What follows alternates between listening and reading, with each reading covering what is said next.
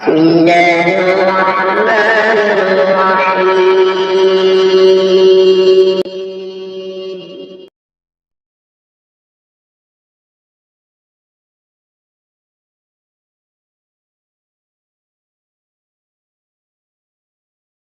امام حسین رضی اللہ تعالیٰ عنہ کی کوفہ روانگی۔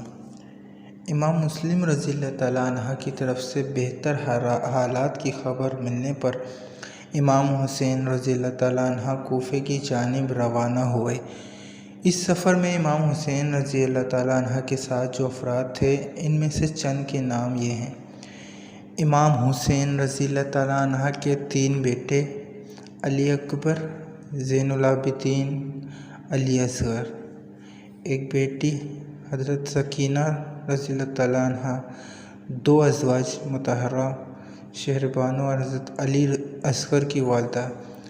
امام حسن کے 4 بیٹے، قاسم، عبداللہ، عمر اور ابو بکر، چاروں کربلا میں شہید ہوئے۔ حضرت علی رضی اللہ تعالیٰ عنہ کے 5 بیٹے، عباس، عثمان، عبداللہ، محمد، جعفر۔ حضرت عقیل کے 1 بیٹے، حضرت مسلم تو پہلے شہید کر دیے گئے، باقی 3 بیٹے کربلا میں شہید ہوئے، عبداللہ، حضرت عبد الرحمن، حضرت جعفر۔ حضرت جعفر طیار کے 2 پوتے، محمد اون رضی اللہ تعالیٰ علیہم اجمعین۔ جب یہ قافلہ بڑھا تو ابن شیس کا بھیجا ہوا آدمی ملا اور اس نے مسلم رضی اللہ تعالیٰ عنہ کی شہادت کی خبر سنائی۔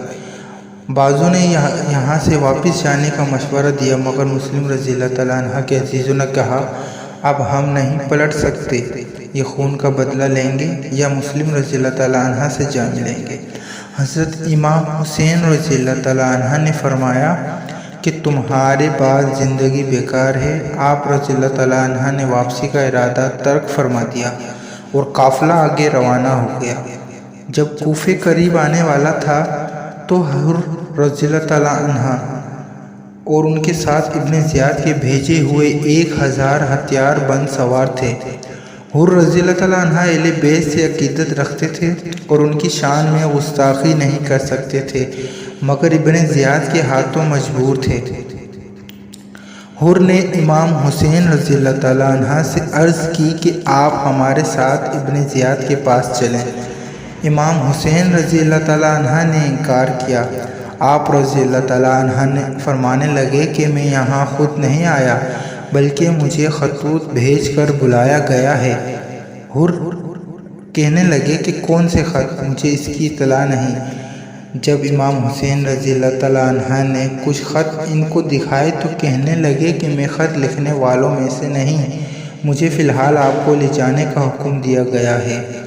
حر صرف ابن زیاد کی سختی کی وجہ سے اپنی بات سے پیچھے نہیں ہوئے، بالآخر امام حسین رضی اللہ تعالیٰ عنہ کو کوفے کی راہ سے ہٹ کر کربلا میں اترنا پڑا۔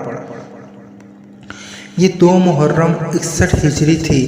آپ رضی اللہ تعالیٰ عنہ نے اس مقام کا نام پوچھا تو معلوم ہوا کہ اس جگہ کو کربلا کہتے ہیں۔ آپ رضی اللہ تعالیٰ عنہ اس نام سے واقف تھے کہ اسی مقام پر اہل بیت پر شدید ظلم کیا جائے گا۔ ابن زیاد کو جب امام حسین رضی اللہ تعالیٰ عنہ کے بارے میں خبر ملی تو اس نے یزید کی بیعت طلب کرنے کے بارے میں ایک مکتوب روانہ کیا۔ امام حسین رضی اللہ تعالیٰ عنہ نے اس کو جواب دینے سے انکار کر دیا، جس سے ابن زیاد کو طیش آ گیا۔ اس نے مزید فوج ترتیب دی اور عمرو بن سعد کی سربراہی میں 22,000 کا لشکر کربلا پہنچا اور فرات کے کنارے پر پڑاؤ ڈالا۔